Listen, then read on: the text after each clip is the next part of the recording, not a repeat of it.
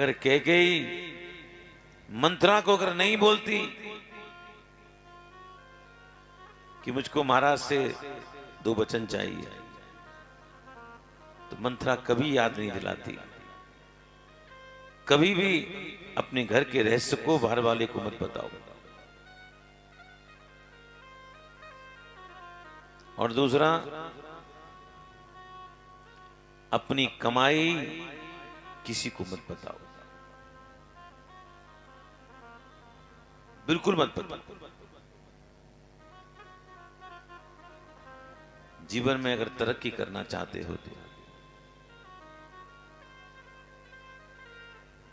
उतना खर्च करो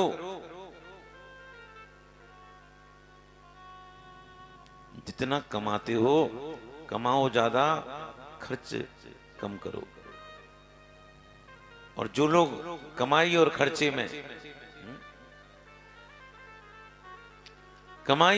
में जो लोग अंतर नहीं रख पाते, देखो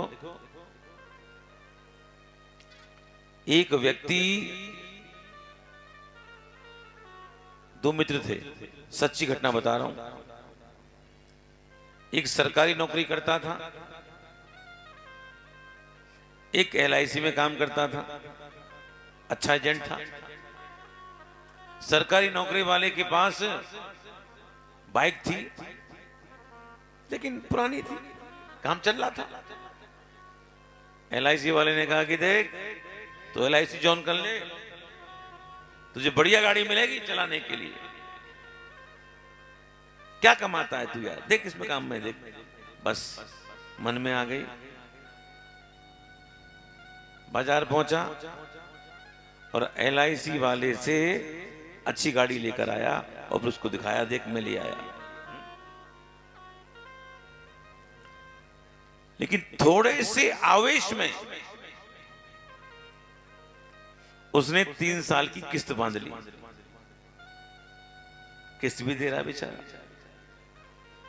तो कभी कभी चोर है।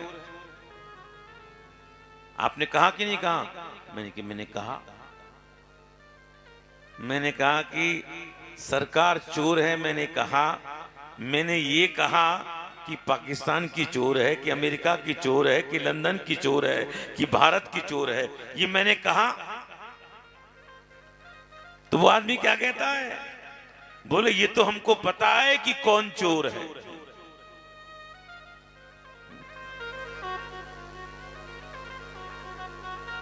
देखो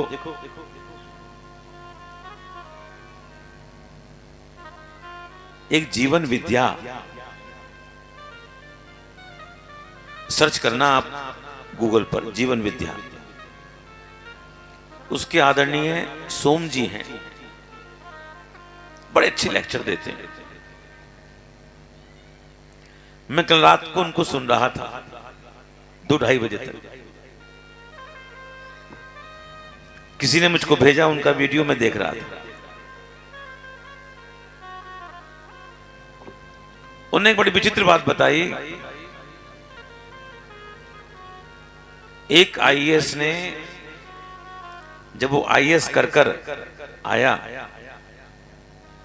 और उसको यूपी कैडर का बना IAS, बहुत ध्यान देना, तो उसने देखा ऊपर से नीचे तक सब चोर हैं, सारे के सारे ब्यूरोक्रेट्स। तो उसने, ये बात है 91-92 की, जो IAS की एसोसिएशन है, उसमें एक बात रखी गई कि भाई देखो, हमको एक काम करना है, अगर IAS चोरी छोड़ दें तो काम ठीक हो जाए। तो हम एक काम करेंगे, साल भर में जो 3 भ्रष्ट IAS हैं उनके नाम हम निकालेंगे। और ऐसे ही हुआ, 3 भ्रष्ट नाम निकाले और वो फाइल मुख्यमंत्री के पास पहुंची। ये सच्ची घटना है यूपी की। मुख्यमंत्री ने कहा कि क्या सबूत है, सबूत लाओ। कई महीने की मशक्कत के बाद सबूत भी लाया गया। मुख्यमंत्री के पास में सबूत भी आ गया, फाइल आ गई। अब कमाल की बात देखना,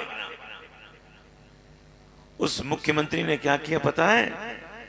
जो 3 सबसे भ्रष्ट आईएएस थे उसमें से एक को अपना मुख्य सचिव बना लिया। क्यों बनाया? उसको कमाऊ पूत चाहिए था। एक पत्रकार ने सुप्रीम कोर्ट में अर्जी लगाई, और जब अर्जी लगाई और सुप्रीम कोर्ट ने फटकार लगाई गवर्नमेंट को कि आपके पास ईमानदार लोग हैं नहीं क्या? आप भ्रष्टों को क्यों आपने क्यों बिठा रखा है? तो ये तंत्र ऊपर से नीचे तक बिगड़ा हुआ है, बिगड़ा हुआ है।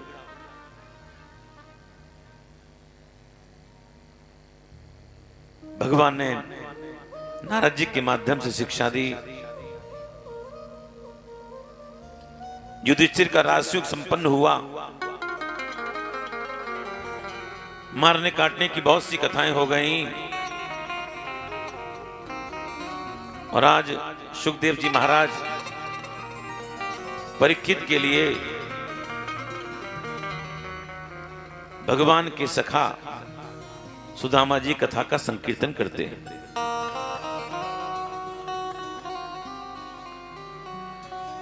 कृष्णस्यासि सखा कश्चित्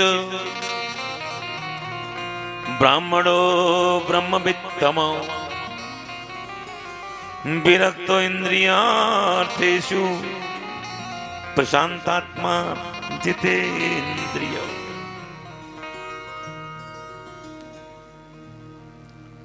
भगवान के एक सखा हैं,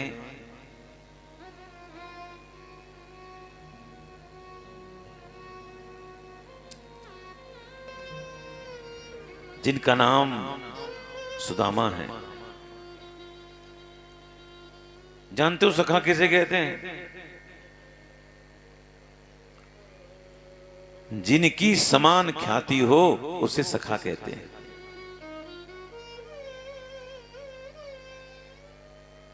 समान ख्याति हो। दूसरी बात, सुदामा जी के पास में धन नहीं था, फिर भी हम उनको दरिद्र नहीं कह सकते। दरिद्र वह नहीं है जिसके पास में धन नहीं है, दरिद्र वह है जिसके पास में धन तो है लेकिन लोक मंगल में खर्च करने का जिसका मन नहीं है, दरिद्र वह है। धन के लिए परिश्रम नहीं करते थे। अगर कोई कुछ दे गया है तो ठीक है, घर में अमावस्या है, द्वादशी है, संक्रांति है, यानी धन के लिए परिश्रम नहीं करते सुदामा जी। दुबला पतला रूप है,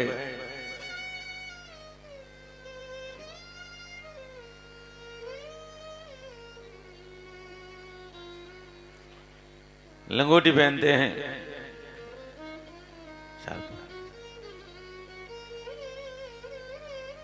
जनेऊ पड़ा हुआ है, मुख पर तेज है भजन का। कहते हैं उनकी पत्नी का नाम सुशीला था। नाम के अनुरूप गुण है, ध्यान दो भैया, नाम के अनुरूप कोई मिलता नहीं है। माता पिता नाम रखा गंगा,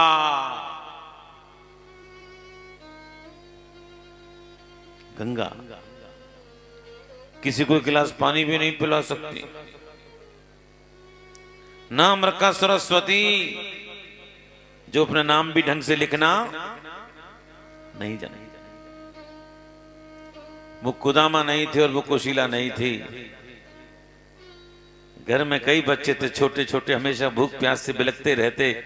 बच्चे कहते माँ पेट जल रहा है, कुछ तो खाने को दो।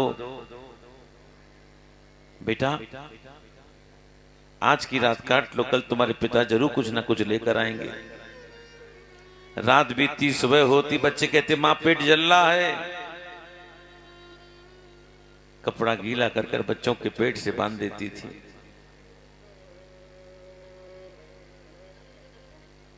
लेकिन कभी कहती नहीं कि मुझसे किस घर में ब्याह दिया। सर्दी बच्चे ठिठुरते ठंड के मारे, रजाई गद्दा नहीं था क्या उड़ाती। जब बच्चे लेट जाते थे ऊपर से कंडे की राख ढाक देती थी, जिससे कम से कम मेरे बच्चे ठंड से तो बच जाएं।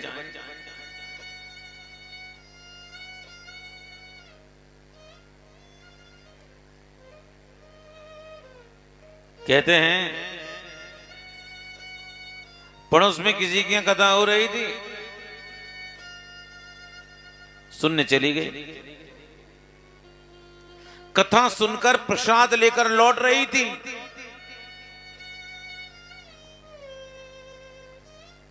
रास्ते में उसको एक ब्राह्मण मिले। ब्राह्मण को देवी आपसे एक बात पूछो। बोले पूछो। बोले आपके पति करते क्या हैं जो हमेशा घर में गरीबी बनी रहती है? ब्राह्मण देवता जानना चाहते हैं मेरे पति क्या करते हैं। मेरे पति ठाकुर का भजन करते हैं और कुछ नहीं करते। और रही बात गरीबी की, गरीबी तो ठाकुर का प्रसाद है। क्या देवी आपको पता है आपके पति के बचपन के मित्र श्री कृष्ण हैं, जो गुरु जी के यहां पढ़ते थे? अरे बचपन की बात कौन याद रखता है। नहीं नहीं देवी, तुम्हारे पति को वो आज भी याद करते हैं, और संभवतः तुम्हारे पति भी उनको याद करते ही होंगे। देवी अपने पति को भेजो।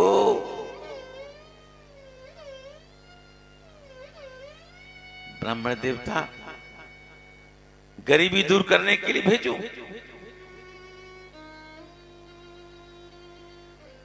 आइए सुदामा जी, बिल्कुल टाइम पे आए हैं।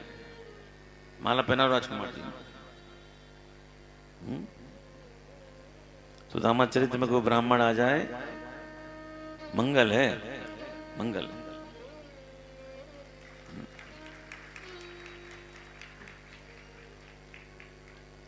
विराजे।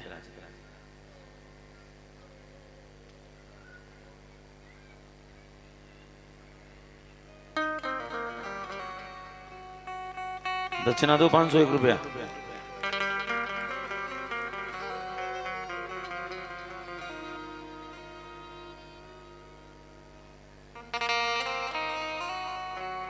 दक्षिणा की बात नहीं सुनते राजकुमार जी।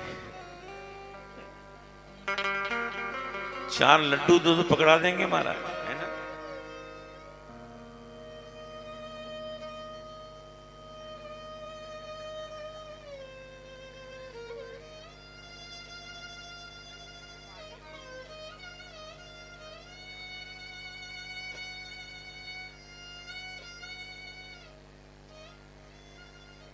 राजकुमारी देख के मुझे एक सेठ जी की कथा याद आती है ना?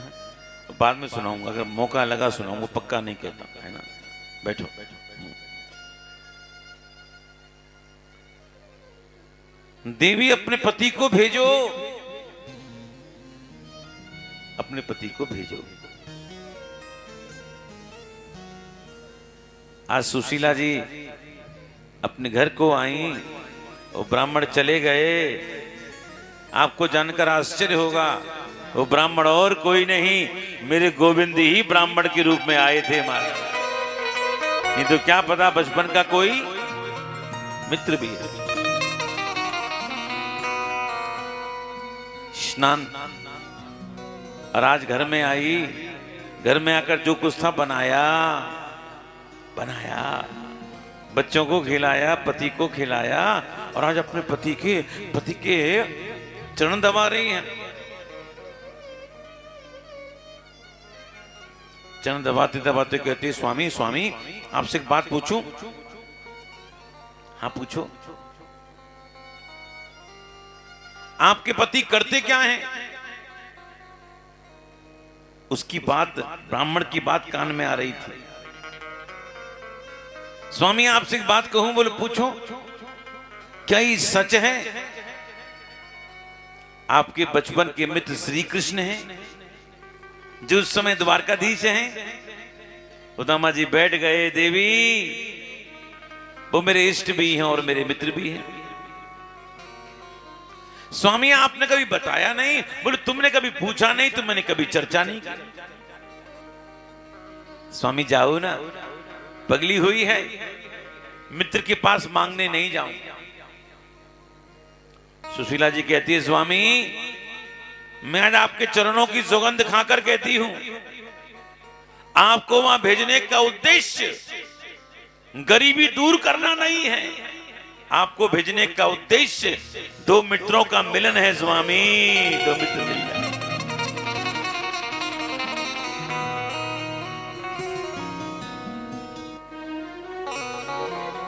सोचते हैं, स एवं भार्यया विप्रो बहुशो प्रार्थितो मृदु अयम ही परमो लाभो उत्तम श्लोक दर्शनम। पत्नी कहती है तो मैं जाऊंगा, मांगने नहीं जाऊंगा। चलो इस बहाने ठाकुर का दर्शन हो जाएगा। देवी शास्त्र कहते हैं, मित्र के पास, गुरु के पास, राजा के पास, मंदिर में, कथा सत्संग में कभी खाली हाथ नहीं जाना चाहिए। मैं क्या लेके जाऊं? शाम व्यवस्था करती हूं ना। याचित्वा चतुरो मुष्टिन,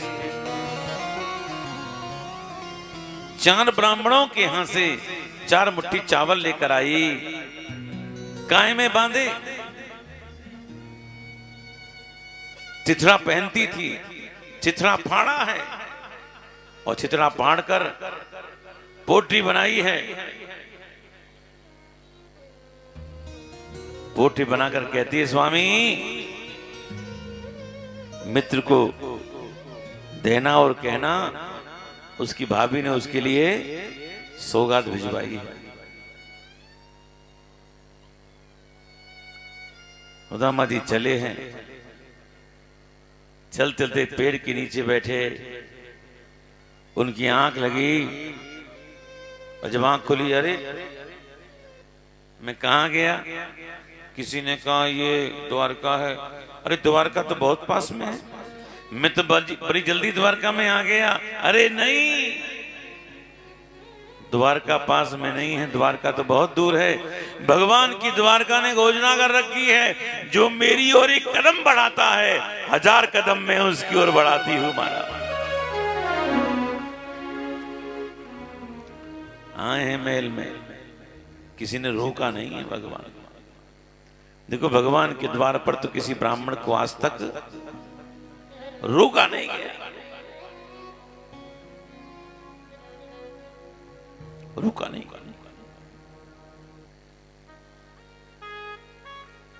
भगवान ने जो देखा, सुदामा आए, भगवान निकल कर भागे कक्ष से, गले से लगा लिया, बोलो भक्त वत्सल भगवान की। भगवान ने पूछा, तू कैसा है? कुछ मत पूछ कि मैं कैसा हूं। मैंने सोचा कि शायद तू मुझे नहीं पहचानेगा, लेकिन तूने बता दिया कि तू मेरा मित्र है। दोस्ती हो तो ऐसी हो, वरना ना हो, वरना ना हो। रामा जी को स्नान कराया, सुंदर वस्त्र पहनाए, अलंकार धारण कराया, स्वादिष्ट भोजन कराया और भोजन कराने के बाद रुक्मिणी से कहा, देवी आज तुम सत्यभामा के महल में सोना, आज मेरा मित्र मेरे साथ जय जय सोएगा। और आज भगवान सुदामा को रुक्मणी जी के महल में लेकर आए और रुक्मणी जी के पलंग पर बैठाया। जिस पलंग पर ठाकुर के साथ में रुक्मणी जी बैठती थी उस पलंग पर बैठाया। उस पलंग पर बैठाने का तात्पर्य क्या है? भगवान बताना चाहते हैं जैसे मैं रुक्मणी का भरता हूं, आज से तेरा भरता हो गया। जैसे उसके सारे दुख मेरे हैं, मेरे सारे सुख उसके हैं, ऐसी आज के बाद सुदामा तेरे सारे के सारे दुख मेरे हो गए, मेरे सारे सुख तेरे हो गए। भगवान सुदामा जी के चरण दबा रहे। मैं तो एक बात पूछूं? हाँ पूछो। तुझे याद है हम गुरु जी क्या पढ़ते थे? सुदामा जी बोले गुरु माँ ने चने दिए थे। बोले नहीं नहीं, जब मैं लौट के आया था तूने मुझको बचे हुए दिए थे ना, दिए थे ना? बोले हाँ दिए थे। तुझको याद है वो रात? कौन सी रात? अरे वही रात जब समझा लेकर लौट रहे थे और बरसात होने लगी, मैं पेड़ के नीचे खड़ा खड़ा कांप रहा। सुदामा जी रोने लगे, कृष्ण मुझे कुछ याद नहीं। भगवान कहते हैं मित्र उस रात को मैं कैसे भूल सकता हूं? मैं ठंड के मारे कांप रहा था और मुझको कांपते हुए देख तू मेरे पास में आया और तूने अपने शरीर से मुझको ढांक लिया और पूरी सर्दी तूने अपने ऊपर ले ली। और मैं कितना कृतज्ञ हूं कि तेरे लिए आज तक कुछ नहीं किया, तू बिना कपड़ों के आज भी घूम रहा है। भगवान रोने लगे, रोने लगे। विवाह हो गया? हाँ हो गया। भाभी कैसी हैं? रद्दी होंगी, रद्दी अच्छी नहीं होगी। सुदामा जी ने कहा कृष्ण ऐसा मत के, मेरी पत्नी बहुत सुंदर है, जितनी तेरी भी नहीं होगी कृष्ण। ऐसी बहुत सी पत्नियां होती हैं जो पति के साथ सुख में रहती हैं, दुख में आपत्ति पत्नी में रहती है, लेकिन ऐसी पत्नी बहुत कम होती है जो अपने पति को ठेल कर गोविंद के चरणों में भेज दे। ऐसी पत्नी कम होती है। भाभी ने कुछ भेजा है। सुदामा जी की आंख में पोटली लगी हुई थी।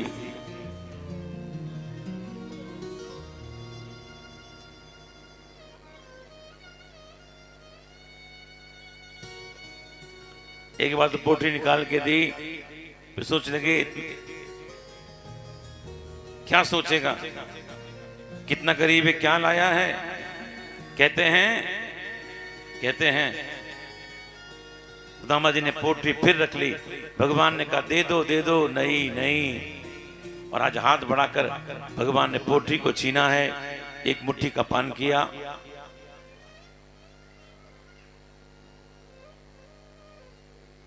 भगवान ने फिर दूसरी मुट्ठी का पान किया।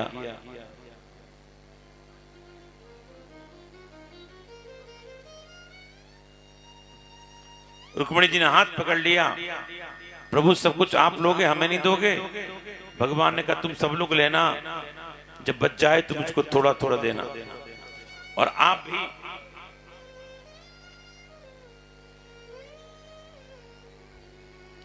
आप भी कथा के बाद थोड़े थोड़े चावल पल्ले में नहीं, हाथ में लेके जाना।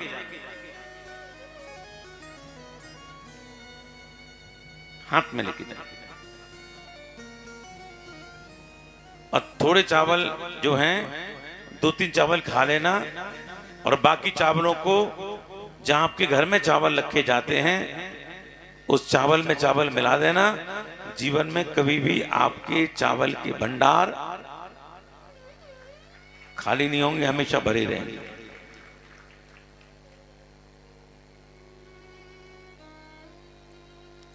रात बीती, सवेरे हुई, सुदामा जाने लगे। भगवान ने कहा कहां जा रहे हो? बोले अपने घर जा रहे हो। और कहां जा रहे हो? उतारो हमारा पीतांबर। पीतांबर ले लिया, सारे आभूषण ले लिए, जो अंगूठी पहनाई थी वो भी उतार ली। और जो लंगोटी पहन के आए थे उस लंगोटी को दे दिया।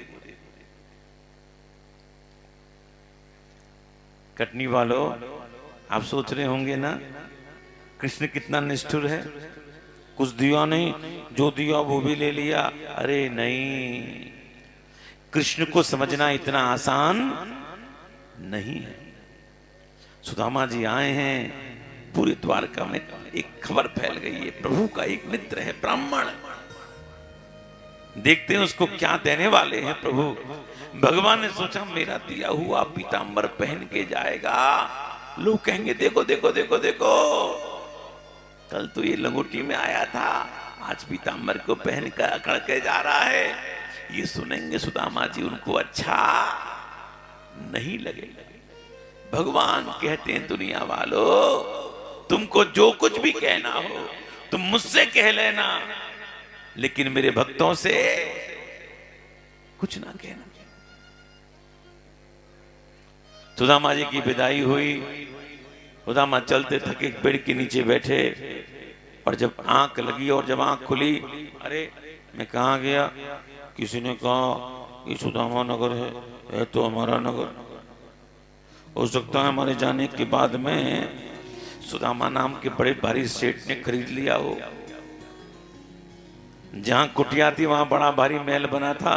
सुदामा जी बोले ले। इन महल वालों ने महल खड़े कर दिए।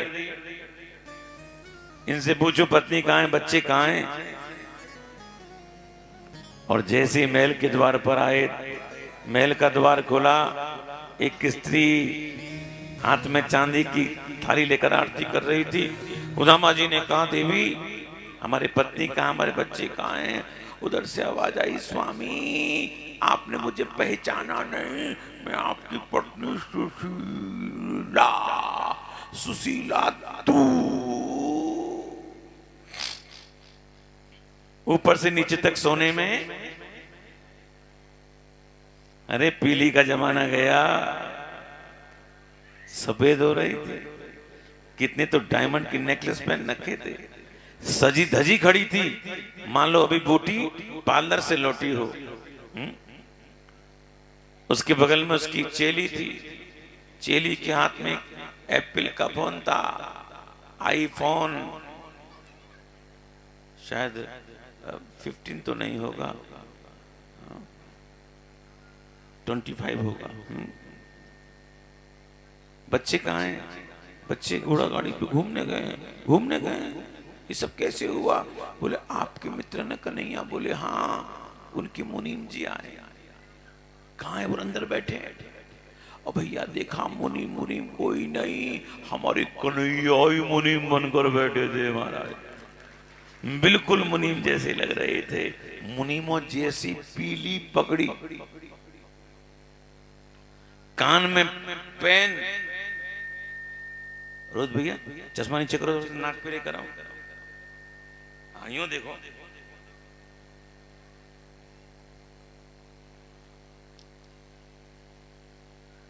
नाक पे चश्मा। पगली ये तो हमारा कन्हैया है। सुदामा जी बोले कन्हैया तू एक बात बता, तू हमसे पहले कैसे आए हो? भगवान बोले मैं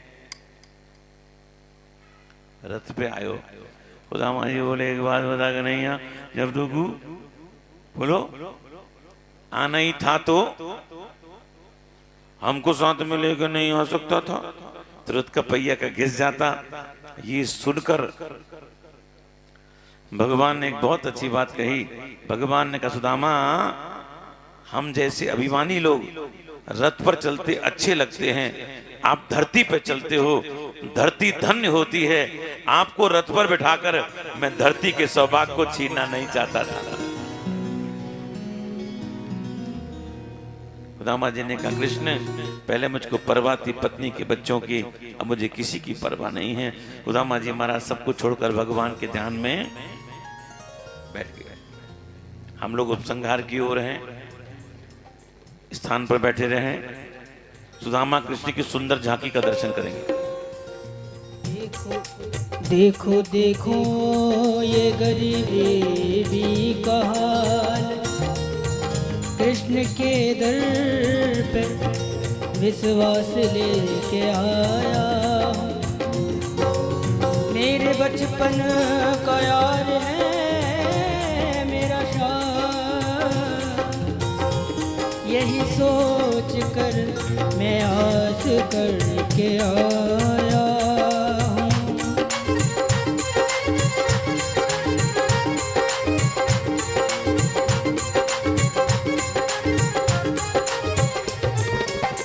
अरे द्वार पालो कन्हैया से कह दो। भगवान को आए धरती पर आज 125 वर्ष हो गए। भगवान का जो पुत्र है,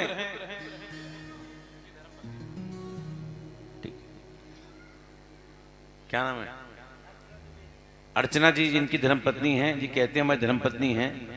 अगर यहां हो अर्चना जी तो मंच पर आ जाए। अर्चना जी मंच पे आ जाइए। अर्चना जी, अर्चना जी नहीं आ रही हो, भग गई। बैठो। कहां गई अर्चना?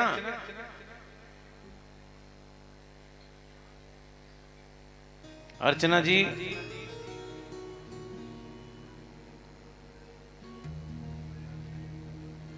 भगवान को आए धरती पर आज 125 वर्ष हो गए। भगवान का जो पुत्र है वो 50 वर्ष का लगता है, और भगवान का जो पोता है अनिरुद्ध वो 25 वर्ष का लगता है, और हमारे भगवान 16 वर्ष के लगते हैं। 16 वर्ष से बड़े तो भगवान कभी होते ही नहीं हैं। और आज भगवान की कृपा से बहुत से महात्मा लोग द्वारका में पधारे। भगवान के पुत्रों में जामपति का पुत्र साम जो है सुंदर भी बहुत है, चंचल भी बहुत है। भगवान के पुत्रों ने क्या किया? साम को धोती पहनाई, पेट पर कपड़ा लगाया, और महाराज ये हमारी बहू है, इसको आशीर्वाद दो। अच्छा आशीर्वाद है, अच्छा एक बात बताओ इसके क्या होगा? इसकी लड़का होगा कि लड़की होगी? महात्मा बोले हमसे मजाक करते हो ना, इसकी लड़का होगा लड़की होगी। इसकी तो लोहे का मूसल निकलेगा जो तुम्हारे कुल का संहार करेगा। कपड़ा हटाया, लोहे का मूसल निकला, लोहे के मूसल के टुकड़े करा दिए छोटे छोटे, समुद्र फेंकवा दिए। उससे समुद्र किनारे पैनी घास हो गई, जिससे सारे यदुवंशी लड़कर समाप्त हो गए। कहते उसमें टुकड़ा मछली ने लिया, मछली से बहेलिया ने लिया, और जब भगवान पेड़ के नीचे बैठे थे, गलती से बहेलिया का तीर भगवान के चरणों में लगा। भगवान के चरणों में तीर जरूर लगा, लेकिन भगवान के चरणों से रक्त नहीं निकला।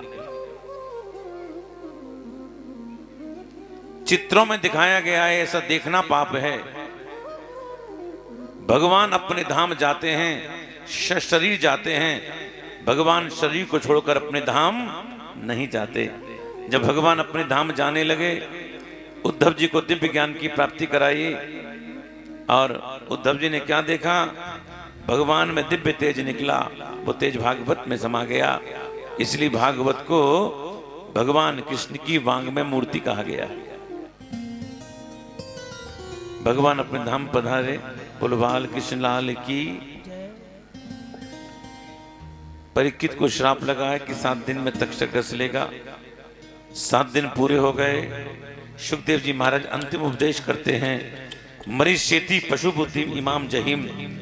राजन राजन तुम मरोगे, ऐसी पशु बुद्धि का तुमने त्याग कर दिया, और मेरा काम हो गया। मेरा काम केवल आज तक था, तुम्हारे अंदर से मृत्यु का डर निकालना, वो काम मैंने कर दिया। और आज परीक्षित ने सुखदेव जी का पूजन किया। सुखदेव जी प्रस्थान कर रहे हैं। आप श्रद्धा से बोलेंगे, सुखदेव भगवान की।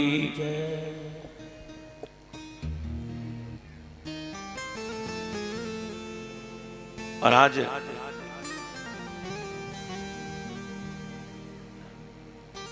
परीक्षित ने आत्मा को परमात्मा से मिला दिया, केवल शरीर शेष था। और जैसी तक्षक चला डसने के लिए, परीक्षित को दशा, परीक्षित का शरीर भस्म हो गया, परीक्षित को प्रभु के धाम की प्राप्ति हो गई। भाव श्रद्धा से बोलेंगे परीक्षित महाराज की। कहते हैं परीक्षित के पुत्र जन्मेजय ने अपने पिता का संस्कार किया और सर्प को मारने के लिए सर्प यज्ञ प्रारंभ किए। तो वहां पर आस्तिक मुनि आ जाते हैं, उनके समझाने पे यज्ञ बंद कर देते हैं और वहां बैठकर पुराणों का श्रवण करते हैं।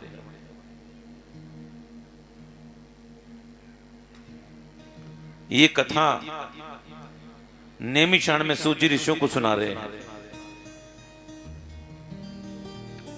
जिन्होंने आज तक कथा सुनी उनको तो बुरा फल मिलता ही है,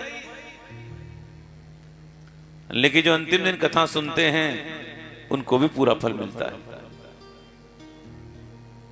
जो आज आए हैं ना केवल आज, वो क्या सोच रहे हैं, अंतिम दिन ही हमको पूरा फल मिल गया। और जो बेचारे रोज आ रहे हैं वो सोच रहे हैं ऐसा मालूम होता हम भी अंतिम दिन ही आते। भागवत में 12 स्कंद हैं, 18,000 श्लोक हैं, 335 अध्याय। प्रथम स्कंद के अंदर कुंती स्तुति भीष्म स्थिति का वर्णन, परीक्षित को शाप, सुखदेव आगमन कथा प्रथम स्कंद में आती है। द्वितीय स्कंद में सद्यो मुक्ति क्रम मुक्ति, तृतीय स्कंद में भगवान कपिल, चौथे स्कंद में ध्रुव, पंचम स्कंद में ऋषभदेव, छठे में अजामिल, सप्तम भगवान नरसिंह, अष्टम में वामन, नौवें स्कंद में सूर्यवंश चंद्रवंश का वर्णन, दसम स्कंद के अंदर भगवान के जन्म से लेकर सलीलाओं का वर्णन दसम स्कंद में आता है। और 11वें स्कंद में भगवान उद्धव को ज्ञान देकर सशरीर अपने धाम गोलोक धाम पधारते हैं। ये कथा 11वें स्कंद में आती है। सारी कथाएं 12वें स्कंद में आती है। जैसे नदियों में गंगा की महत्ता है, ऐसी पुराणों में भागवत की महत्ता है। भागवत का अंतिम श्लोक है, जहां भी जाता हूं श्रोताओं से बुलवाता हूं, एक बार हाथ जोड़ो।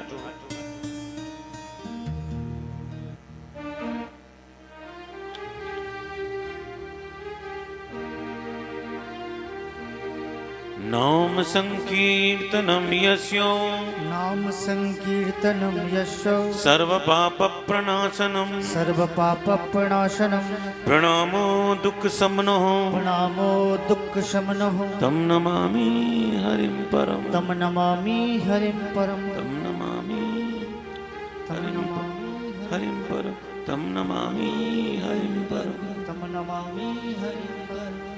जहाँ भगवान का नाम लिया जाता है, संकीर्तन होता है, सारे पाप सारे दुख दूर हो जाते हैं।